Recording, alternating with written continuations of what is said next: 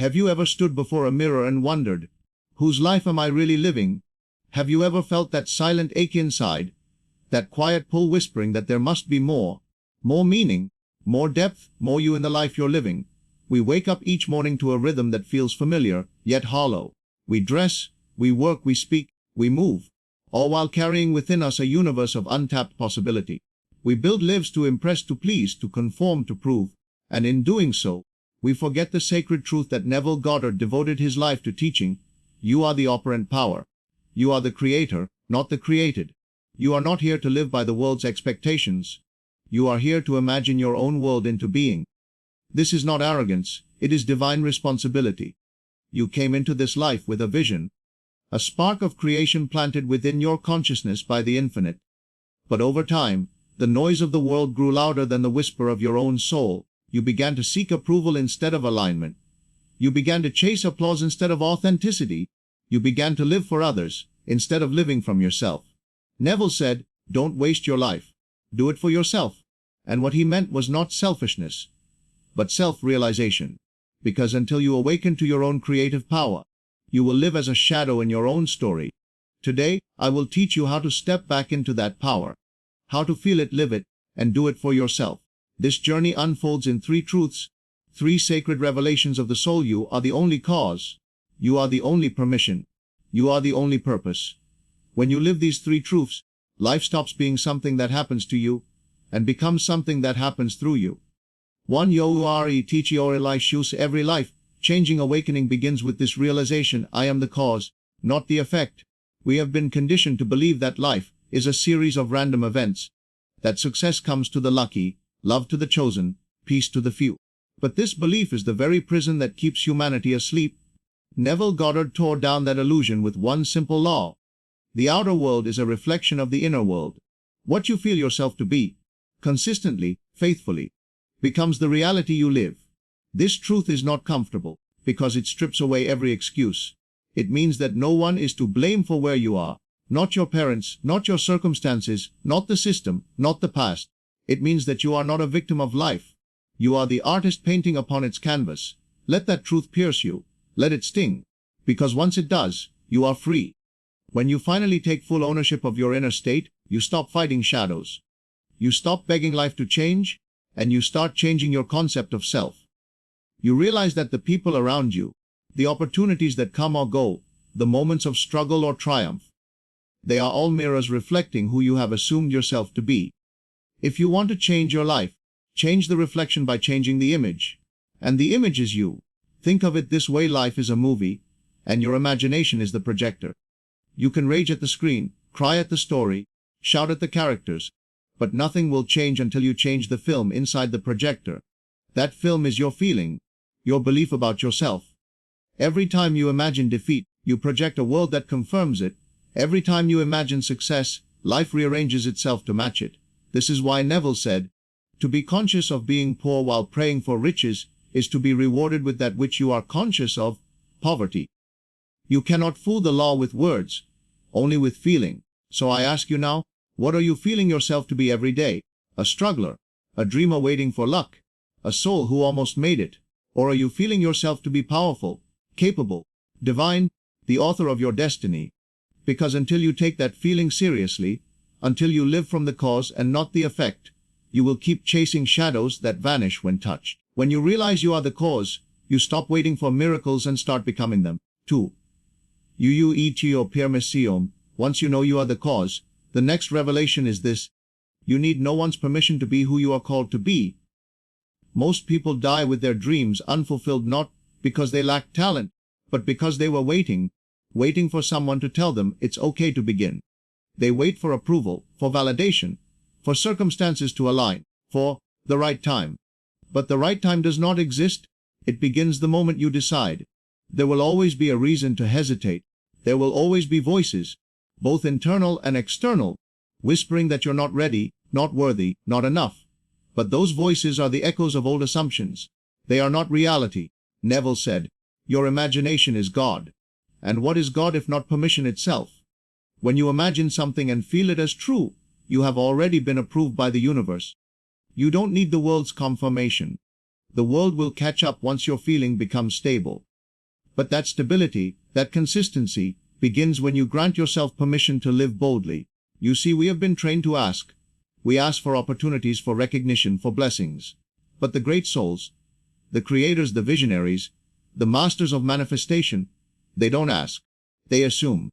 They assume the state of the one they desire to be, and live from it until the world has no choice but to yield. You can do the same. If you want to be wealthy, stop asking for money. Feel yourself as one who already has it. If you want love, stop chasing affection. Feel yourself as one who is deeply cherished. If you want purpose, stop searching. Feel yourself as one who is already living meaningfully. The moment you feel it real, you have granted yourself permission to live it. No one can do this for you. No one can believe for you. No one can walk into the state of your dream but you. And that is why Neville said, do it for yourself. Because no one else can. Your mother can love you. Your friends can support you.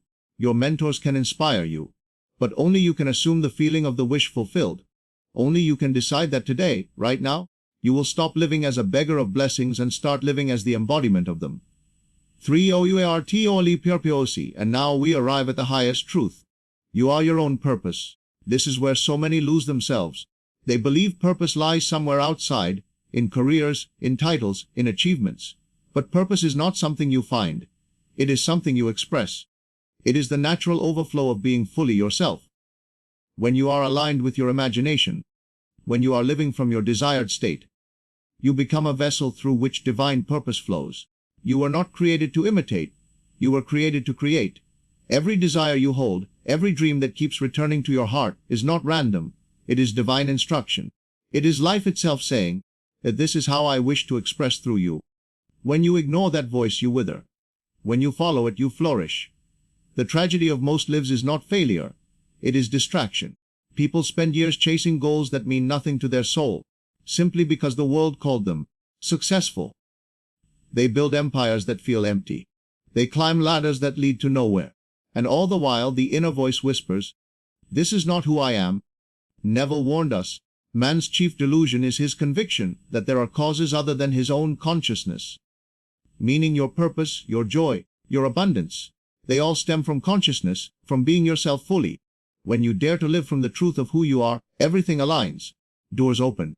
People appear. Timing perfects itself. Why?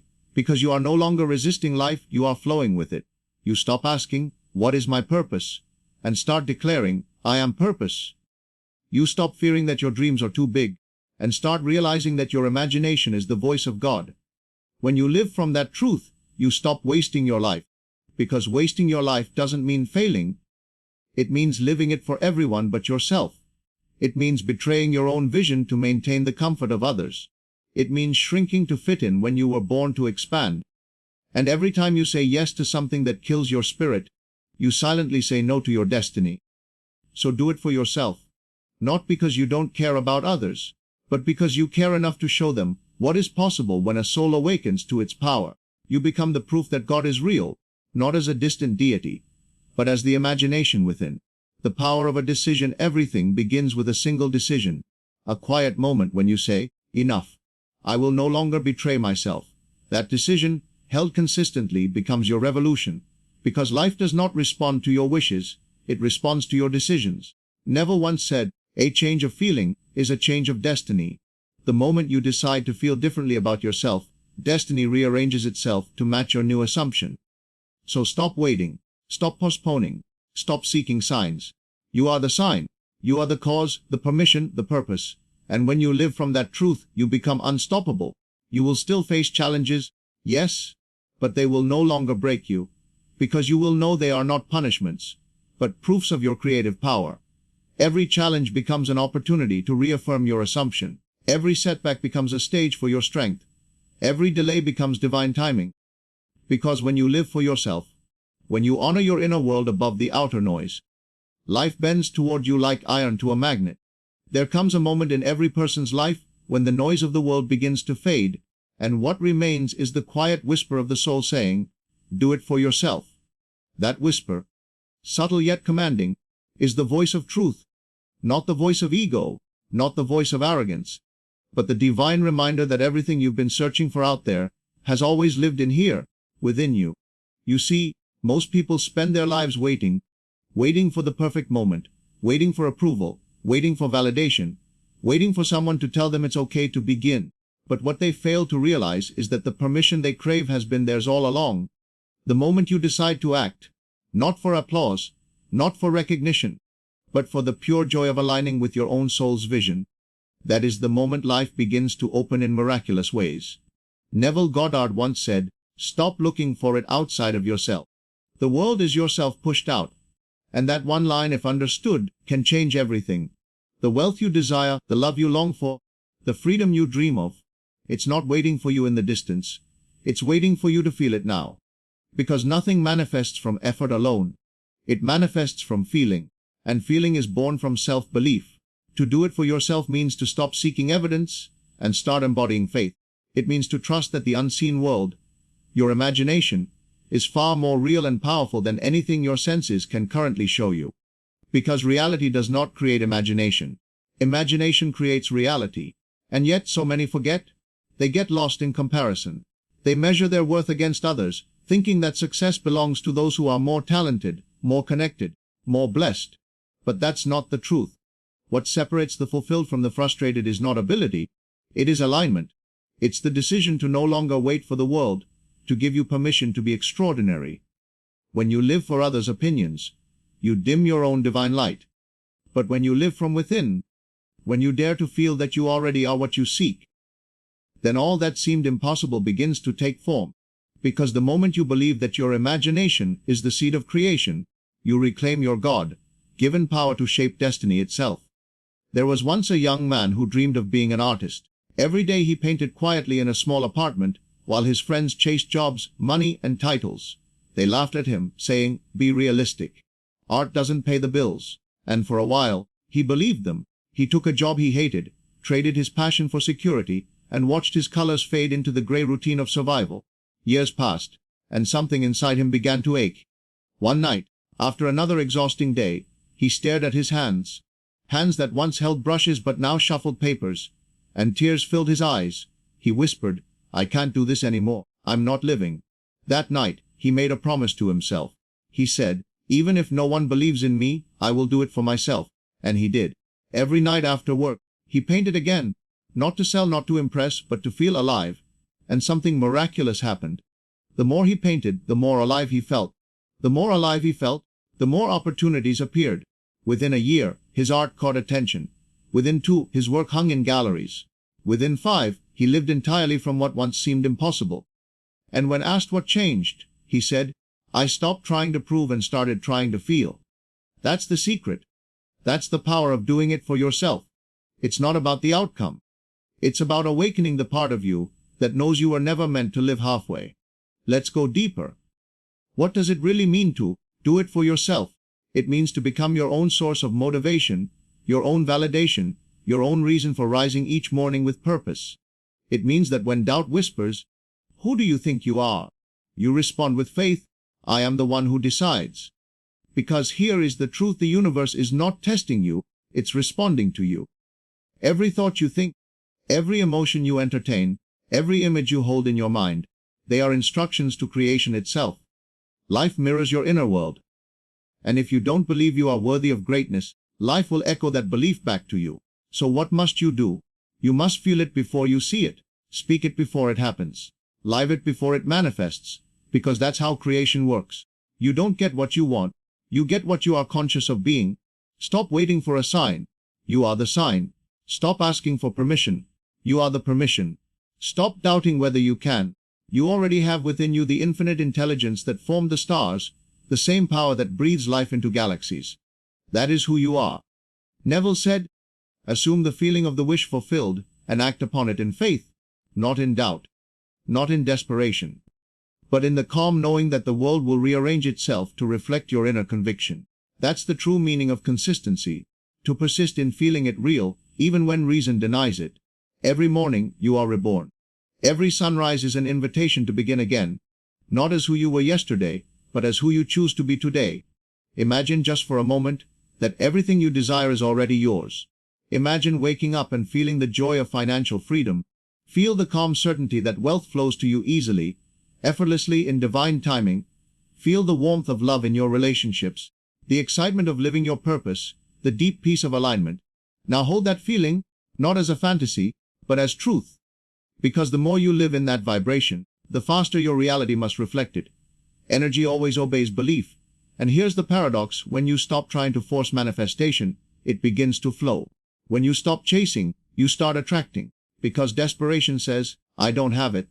But faith says, it is already mine. This is why doing it for yourself is so powerful. When you do it for yourself, you no longer operate from lack, you operate from fullness. You stop being the beggar of life and become its co-creator. There will be moments when the world does not understand your path. There will be times when you are mocked for believing in yourself, for choosing a vision invisible to others. But those moments are sacred, because they test the purity of your intention. When no one applauds, will you still show up? When no one believes, will you still create? When no one understands, will you still trust your inner voice? That is what separates the dreamers who quit from the creators who transform their world. You are not meant to fit in. You are meant to awaken.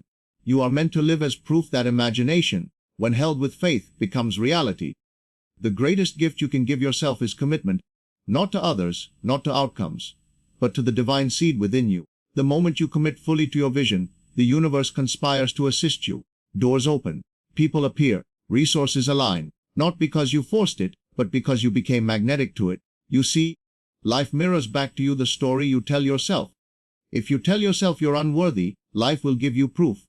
But if you tell yourself you are chosen, capable, destined, and you feel that truth in your bones, life has no choice but to comply. Doing it for yourself is not selfish, it's sacred. Because when you elevate your own consciousness, you lift the collective. When you heal your self-image, you heal the world's reflection of you. When you love yourself enough to pursue your purpose, you inspire others to do the same. There will come a time when you look back at this version of you, the one standing at the edge of doubt and faith, and you will smile. Because you'll realize this was the moment your real life began. Not when you achieved the goal, but when you chose to believe in your power again. Do not waste your life chasing shadows of approval. Do not waste your life waiting for the world to tell you you're ready. You were born ready. The universe is not withholding anything from you, it is waiting for you to claim it by feeling it real. So tonight, when you close your eyes, see yourself as the person you wish to become. Speak to yourself as if it is already done. Feel gratitude for the wealth, the love, the success that are already unfolding. Say to yourself, it is done. And when you open your eyes in the morning, walk as if heaven itself moves with you, because it does. Do it for yourself. Not because you have to prove anything to the world, but because you finally remember who you are: a creator, a dreamer, a divine being with infinite power within. And when you live from that truth, when you embody that knowing, your old life will dissolve, and a new one, radiant, abundant, limitless, will rise in its place. That is the reward of doing it for yourself.